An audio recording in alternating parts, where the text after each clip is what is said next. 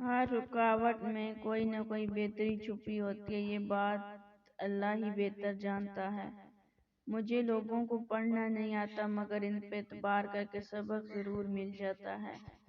یہ دنیا مکافات عمل کا نام ہے۔ آج کسی کی راہ میں تم پتھر رکھو گے تو آنے والا وقت تمہاری راہ میں پہاڑ بن جائے گا۔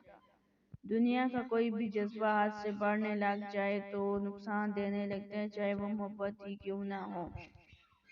میں اٹھتے ہوئے سورج سے ملاتا ہوں نگاہیں، میں گزری شب کا ماتم نہیں کرتا۔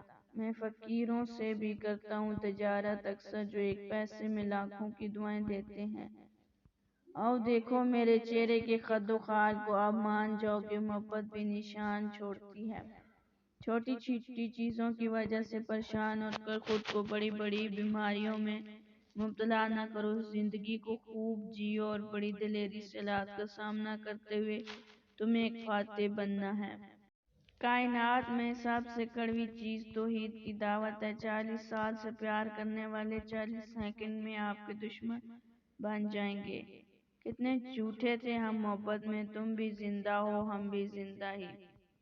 وہ اس باپ کی قدر کرو جس نے خود کو ختم کر کے تمہیں بنایا، اس باپ کی عزت کرو جس نے خود کو کمزور کر کے تمہیں مضبوط کیا۔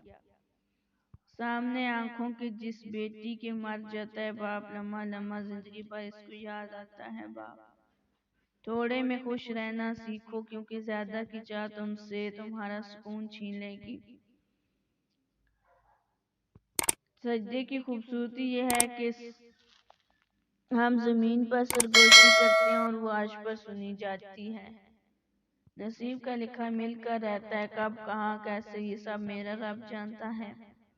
شاعری کو دیکھ کر میری لوگ کہتے ہیں کوئی تو ہوگا، ہم دل ہی دل میں مسکرا دیتے ہیں کاش کوئی تو ہوتا۔